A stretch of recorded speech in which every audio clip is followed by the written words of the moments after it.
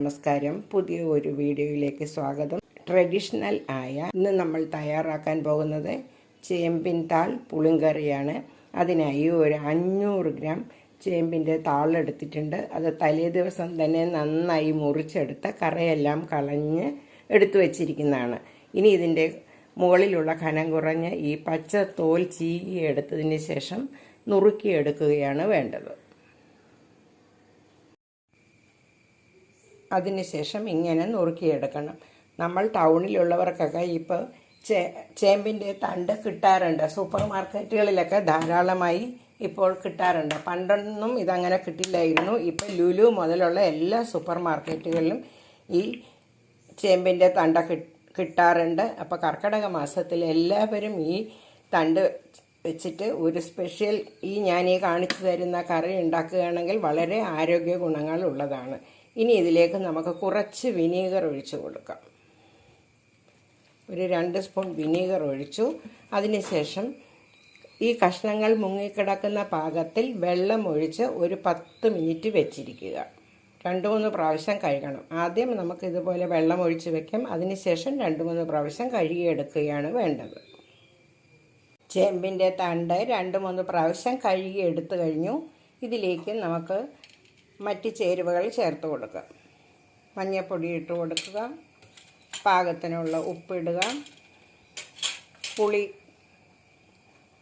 ഇട്ട് കൊടുക്കുക, ഒരു കഷ്ണം കായ ഇതേപോലെ ഒരു കഷ്ണം കായം ഇട്ട് കൊടുക്കുക, അല്പം ശർക്കര ഇട്ട് കൊടുക്കുക, ഒരു 150 മില്ലി വെള്ളം കൂടി ഒഴിച്ചു കൊടുക്കുക. അതിന് ശേഷം നന്നായി നമുക്കൊന്ന് ഇളക്കണം കേട്ടോ. എല്ലാ കഷ്ണങ്ങളിലും ഉപ്പും പുളിയും ഒക്കെ പിടിക്കുന്നതിന് വേണ്ടി വേണം നന്നായി നമുക്കൊന്ന് ഇളക്കി കൊടുക്കണം.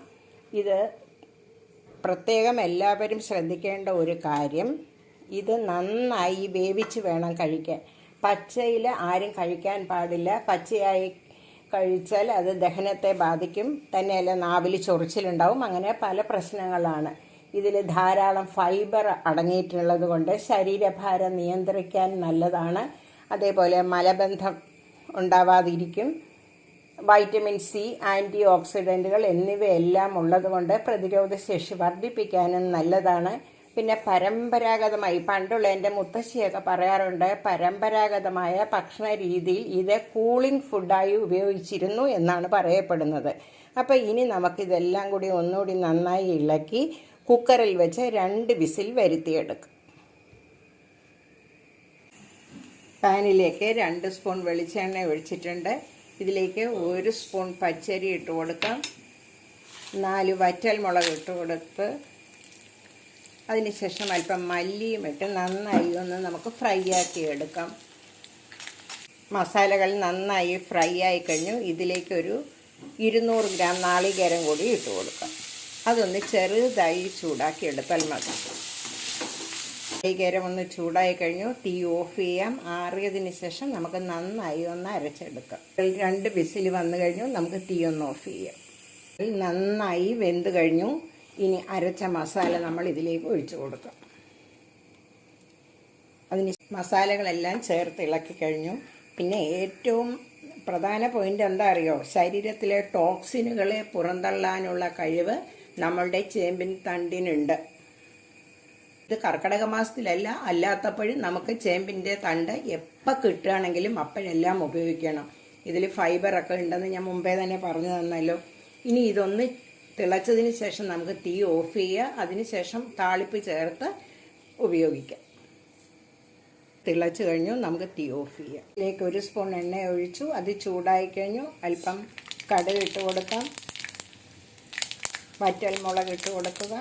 അല്പം കറിവേപ്പിലയും കൂടി ചേർത്ത് ഫ്രൈ ആക്കി എടുക്കാം. ഫ്രൈ ആയി കഴിഞ്ഞു. ഇനി ഈ ഫ്രൈ ആയ ചേരുവ കറിയിലേക്ക് ചേർത്ത് ഇളക്കിയാൽ നമ്മളുടെ സ്പെഷ്യൽ കറി തയ്യാറായി കഴിഞ്ഞു.